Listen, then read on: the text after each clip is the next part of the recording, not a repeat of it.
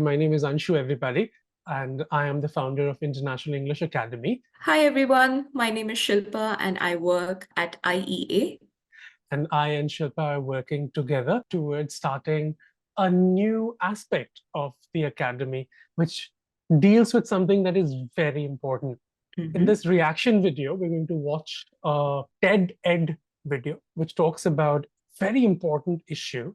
We're going to watch it together and react to this video. And in the end, we're going to make that announcement, which I'm very excited about. So Yay! before before we get into the video, let me tell you the theme of this. This is about climate change, something that almost none of the media is covering these days. And this is something that very few people know about. And the crisis and the urgency is unparalleled and unprecedented. Let's start.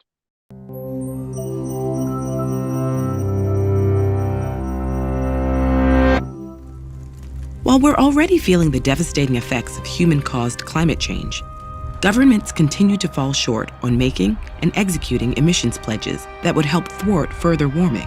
So, what will our world look like in the next 30 to 80 years if we continue on the current path?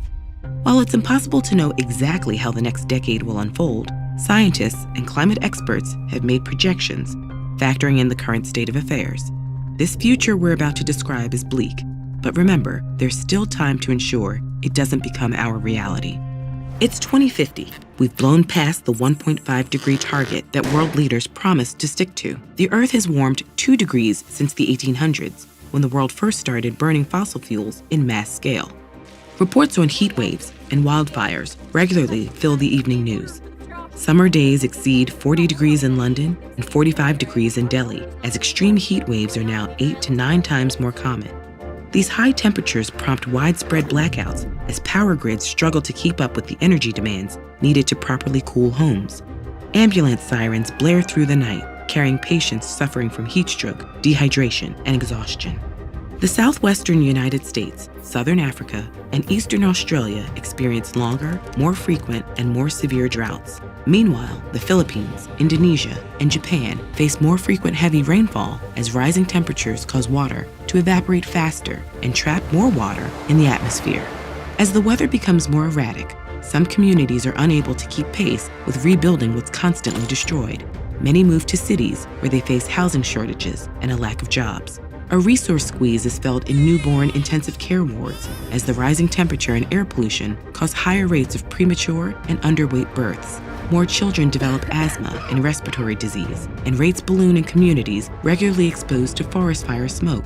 The global emissions added to the atmosphere each year finally start to level off thanks to government action, but it's decades too late. Even 2050 is what, 26 years from now, right?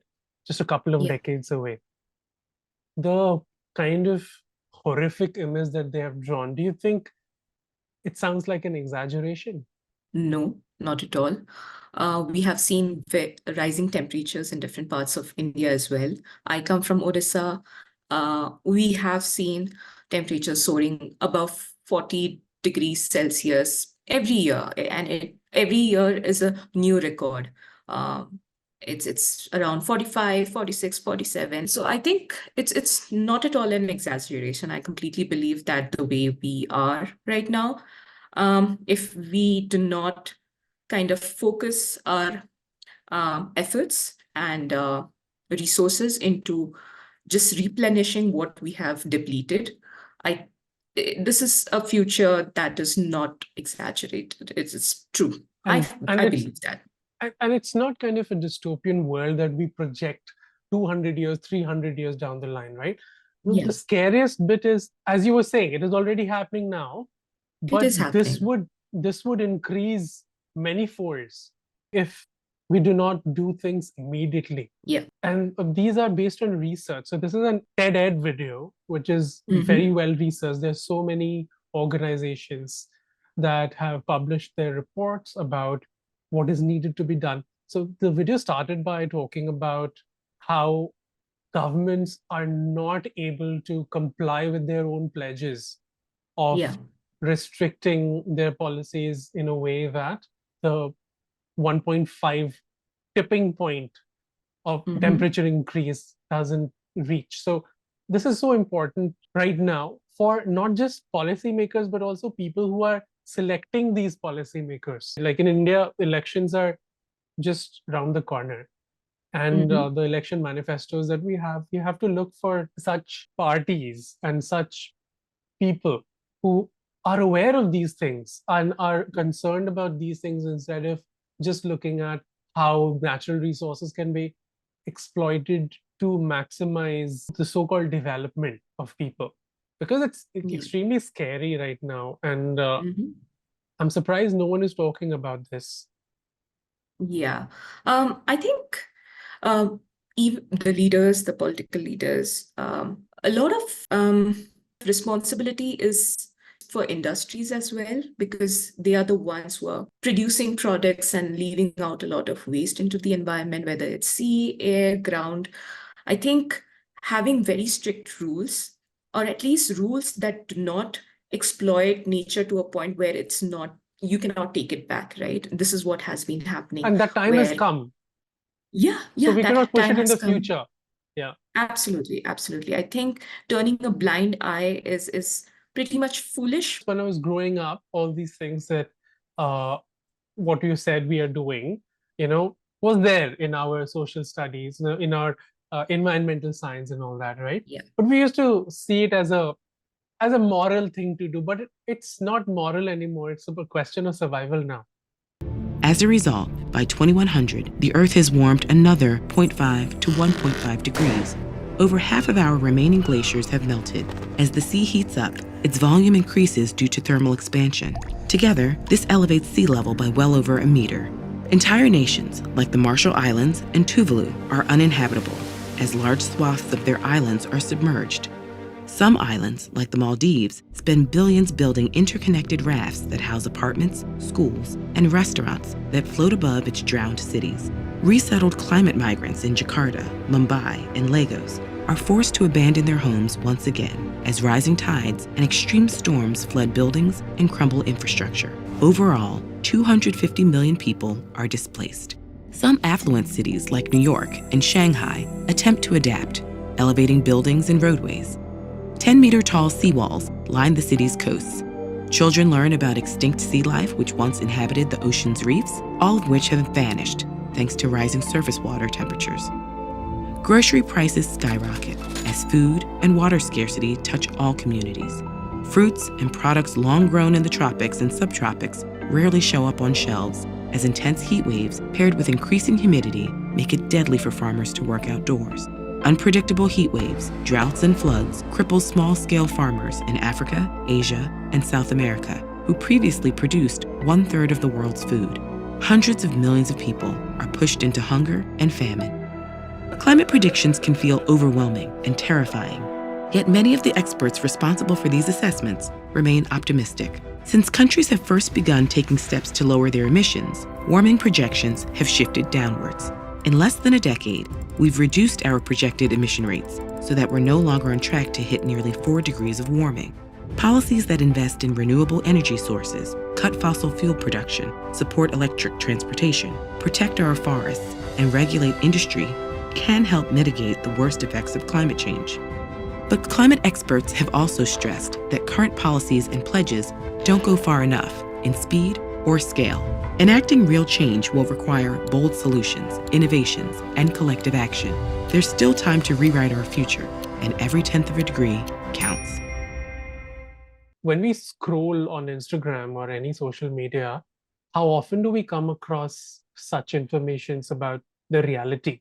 How many data infographics are shown to us by the government or the media? Do you come across these things now organically? Not really. I think the only time I hear about climate change seriously being discussed or debated on news channels is if New Delhi hits a new record of having the worst polluted city in the world. Instead of finding ways how to cope with it or how to resolve it, we are just discussing different issues and fear-mongering. Absolutely. The need of the hour is for us to be aware of all these things so that the things that you were talking about, the things that need to be done will start having a real impact when more and more people start doing it. If it's just a small minority of environmentally aware people do it, the impact is not going to have significant consequence, which will make any positive change, right? We do not have enough time to sit back and see where the world goes. We have to be activists, all of us together. And for that, we need to have proper education, for which International English Academy is taking this initiative of starting awareness clubs. So in this club, we are going to have debates and discussions. We will read up policies that the governments are making so that we're more aware and we can demand for more rational and reasonable changes in the policy level. We have just seen in the video that it's going to affect everybody. There are going to be cities like Mumbai, Chennai, and Maldives, as they were saying in the videos. They're going to be submerged underwater and there will be like rafts floating over them. And how much money would we need to build those infrastructure? Insane amounts. The fruit would be non-existent. The sea animals and creatures that we often watch in our reels will be all extinct. We will have to do whatever we can. Climate change requires conversations. It requires exchange of ideas. And English, being the biggest lingua franca in the world, bridges people with the help of a common language. Though it is not the native language for most people, even you and I, you have a different, you speak Oriya as your first language and I speak Hindi. Yes. But more often than not, we know each other since college, and whenever we have talked, we've spoken in English. There's been very barely any times we've used our mother tongues because we don't speak that language, each other's language. So this is exactly what everybody needs to do, because we will have to act together, and that togetherness will have to be done through a common language, which is English right now, which is the most popular bridging language. And that is why it is no more about careers. It is also about careers and about social status and things like that. But more importantly, it has to be about knowledge and awareness, which I think is something that we just can't do without at this point.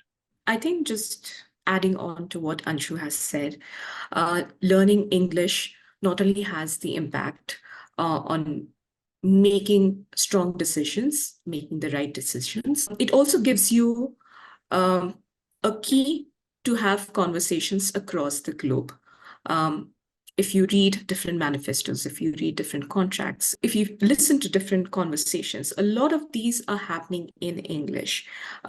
If you're not comfortable or if you're not confident in English, having a conversation becomes difficult.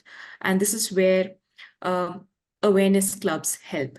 Having live discussions on climate change, we'll have different discussions coming up. So I request all of you to be a part of this. If you are already a part of the International English Academy and you've done a course, then it is completely free for you. People who are members of this club will get 4 sessions every month, once a week. Each session will have 90 minutes of reading, writing, listening, and speaking, and will get exposed to different activities that not only builds a community and forms bonds with each other to practice the language, but also know the purpose of why we are practicing English and learning a language, so that we can do something together which causes a real and much needed impact in the world.